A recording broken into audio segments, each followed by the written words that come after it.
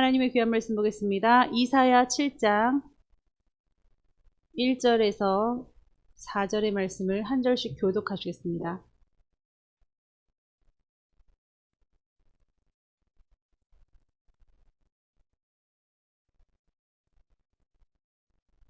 제가 먼저 1절 읽겠습니다.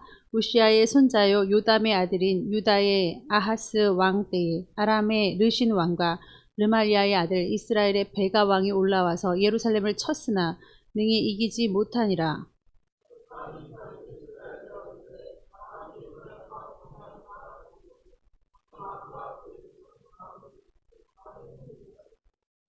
그때 여호와께서 이사야에게 이르시되 너와 내 아들 스알야습은 윗모수도 끝 세탁자의 밭 큰 길에 나가서 아하스를 만나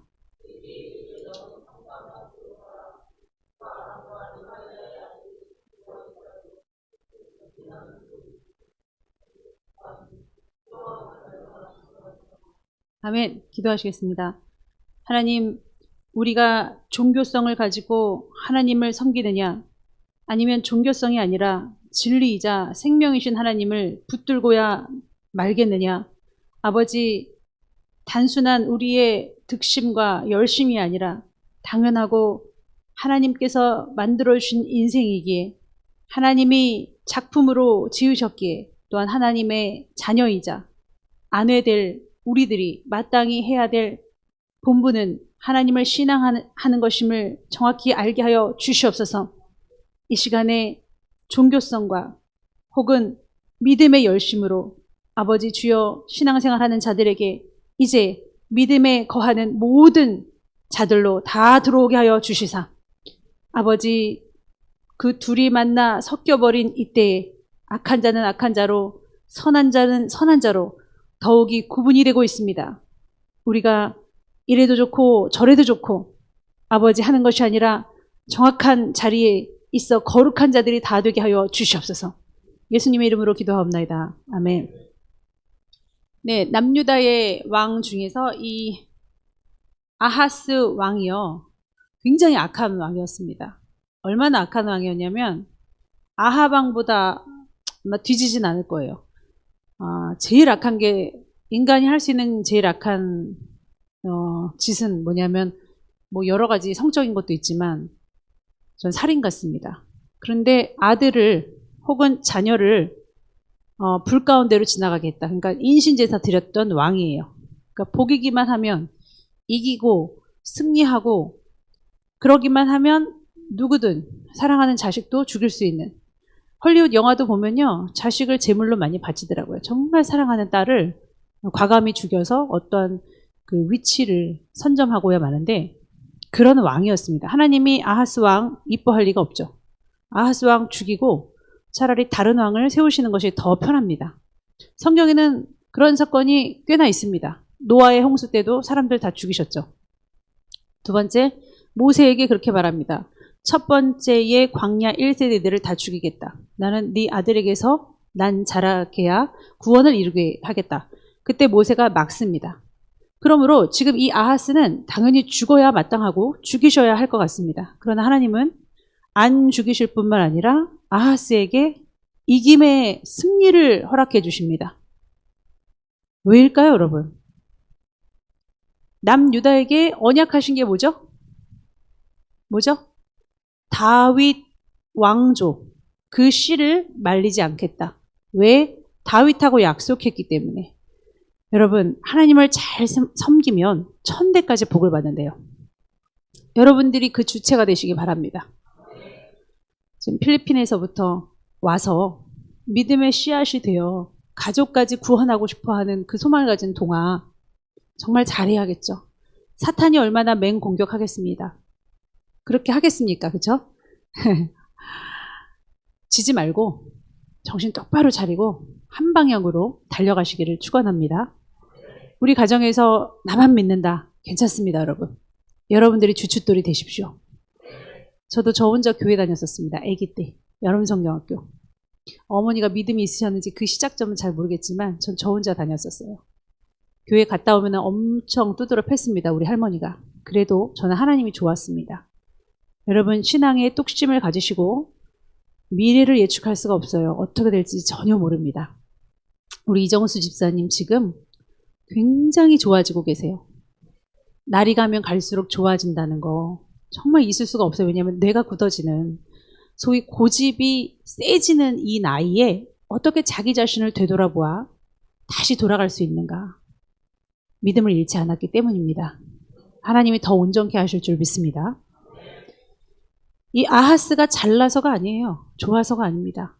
하나님은 그 언약을 이루기 위해서 다윗의 씨를 남겨두시는 겁니다. 그 남은 자의 사상, 렘넌트, 그 이름이 이사야의 아들, 누구죠? 여기 나와 있습니다. 스알 야숲입니다. 그 아들하고 같이 지금 윈모수도 끝 세탁자의 밭, 큰 길가에 가서 아하스를 만나려고 합니다. 지금 시대적 배경은 어떠냐면요. 원래 애굽하고 유다하고는 좀 친했어요. 애굽의 신들, 애굽의 그 문화가 거의 거반 들어왔었습니다. 마치 뭐와 같냐면 중국하고 우리하고 옛날에 좀 같은 민족인데도 좀 전쟁하려고 중국하고 붙어먹기도 했거든요. 약간 그런 형국입니다. 자, 지금 큰 거체가 일어나고 있습니다. 그게 누구냐? 아시리아입니다. 아시리아는 듣지도 보지도 못했던 나라예요. 거대한 군국주의를 일으켰습니다. 바벨로니아. 애굽은 들어봤지만 아시리아는 또 뭐냐? 이 아시리아가 거대하게 발흥하고 있으니까 너무너무 두려운 거예요. 그래서 애굽하고 더 친해집니다. 하나님은 그렇게 하지 말라 그랬습니다. 자, 일단 주의 나라 시리아. 시리아가 어디냐? 여기 성경에 나와 있는 아람의 르신 왕입니다. 그리고 사마리아가 어디냐? 르말리아 아들 베가입니다.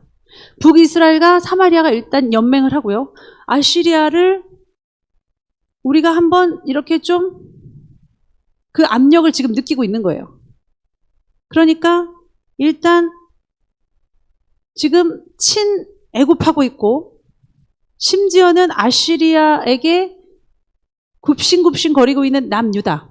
걔네를 먼저 제거하고 나서 아시리아를 대응하자라고 지금 생각하고 있는, 그러니까 강대국이만 하면은 굽신굽신 거리는 지금 남유다를 볼 수 있습니다. 지금 두 나라 시리아와 사마리아에 대하여 바람에 흔들리는 나무같이 흔들리고 있는 아하스를 볼 수 있습니다. 너무 무섭다. 아수르도 무섭고 애굽도 무섭고 아수르를 대항하려고 하는, 근데 먼저 조그만 이스라엘을 죽이고 아수르를 대항해야지 하는 두 연합국가 시리아, 사마리아. 오늘 1절에 나와 있습니다. 우시아의 손자여 요담의 아들인 유다의 아하스 왕 때에 아람의 르신, 이게 시리아입니다. 그리고 르말리의 아들 베가, 사마리아죠. 올라와서 예루살렘을 쳤는데 못 이겨요. 하나님 못 이기게 하시죠? 자, 2절입니다. 어떤 사람이 다윗의 집에 일러 이르되 아람이 에브라임과 동맹했대요. 시리아가 사마리아하고 동맹한 거예요. 그러니까 왕의 마음이, 그의 백성의 마음이 숲의 바람같이 흔들렸으니까 세탁자의 윈모수도 끝 세탁자의 밭 큰 길에 가서 아하스 만나야죠. 누가 만납니까? 기도하는 사람, 하나님의 사람 이사야가 렘넌트, 남은 자라고 하는 이름의 뜻을 가진 자기 아들 스알 야숲과 같이 가서 만납니다. 만나서 이렇게 말해요. 걱정하지 마세요. 시리아, 사마리아는요, 두 부직갱이 그루터기에 불과해요. 나무 확 부시면 그루터기 있죠. 거기에 불 붙여봐야 그냥 두 부직갱이 그루터기에 불과해요. 망해요. 하나님이 이기게 하십니다. 아하스 왕에게 이렇게 얘기를 하려고 가려고 하는 거예요. 얘기를 했습니다. 믿을까요? 안 믿을까요? 그 일은 서지 못합니다. 왜냐? 어차피 이들은 65년 내에 망합니다. 여러분, 정확히 65년 후에 망했습니다. 이들은. 그러니까 무서워하지도 마세요. 두 연합국가 무서워하지도 말고 더 나아가 아시리아도 무서워하지 마세요. 애굽도 무서워하지 말라 그랬는데 지금 이 말을 하려고 이사야가 믿음으로 가는 거죠. 자, 그렇지만 너무 악한 왕이어서 이 말을 믿을까요? 안 믿습니다. 심지어는 이제 10절에 아하스한테 이렇게 말해요. 여호와께 징조를 구하세요. 높은 새든지 낮은 새든지 징조를 구하세요. 예를 들어서 하나님, 우리나라가 이기겠습니까? 지지 않겠습니까? 만약 이긴다면 내일 해가 안 뜨게 해주세요. 뭐 이런 거 구하라는 거예요. 자, 그런데 아하스가 뭐라고 대답합니까? 12절 우리 함께 읽어보겠습니다. 12절 시작. 아하스가 이르되 나는 구하지 아니하겠나이다. 나는 여호와를 시험하지 아니하겠나이다 한지라. 자, 여러분 굉장히 좋은 말이죠. 굉장히 완고하게 이렇게 말합니다. 나는 여호와 하나님 시험하지 않겠습니다. 어떻게 감히 인간이 하나님을 시험합니까? 예? 하나님이 이기겠다고 하면 이기는 겁니다. 시리아, 사마리아 못 이깁니다. 65년 후에 망한다는 건 나는 믿습니다. 이 뜻이겠지만 사실은 그게 아니에요. 여러분, 믿음이 없는 자들의 완고함, 믿음 있는 척하는 자들의 완고함 아십니까? 이게 바로 종교성입니다. 내 마음에 확정된 정책을 끌고 가겠다고 하는 확고한 마음이 있어요. 그러니까 하나님의 말, 누구 말, 목회자의 말 들리지 않습니다. 그건 그거고 난 이 정책 펼 거니까. 나는 굽신 거릴 거니까. 이거예요 지금. 여러분 감동하고 울고 회개하면서도 여전히 똑같이 행동하는 사람, 그런 사람들이 이런 사람입니다. 나는 하나님 사랑해요. 난 전혀 하나님 시험하지 않겠어요. 말은 그렇게 하는데요.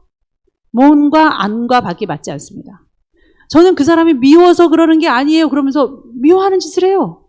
아니 좋은 건 다 갖고 싶어. 난 미워하는 게 아니에요 라고 설정은 해요. 말은 해요.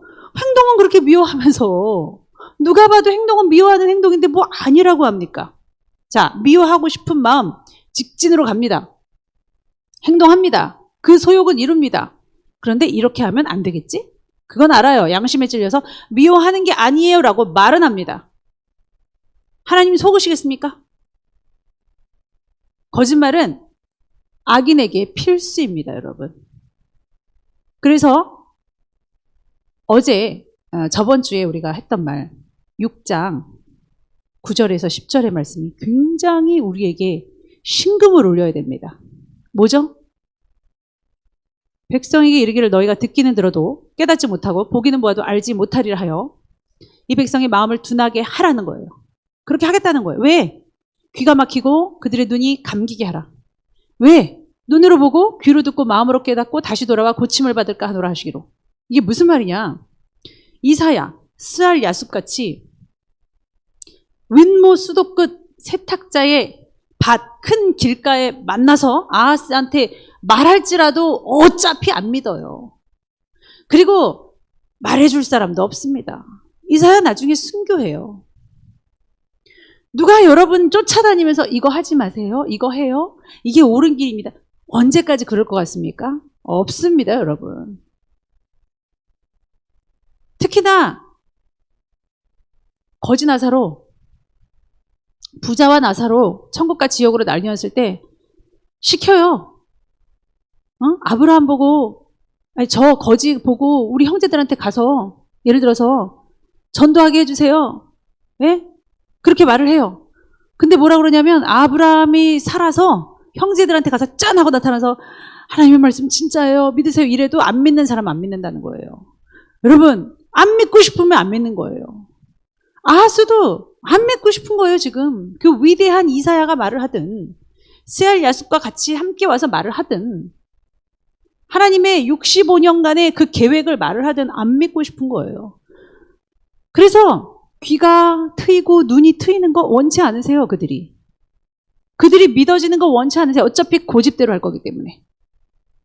제발 문자 보내면 그런 식으로 답변하지 말아라. 제발 어떠한 정보가 있으면 보고를 해줘라.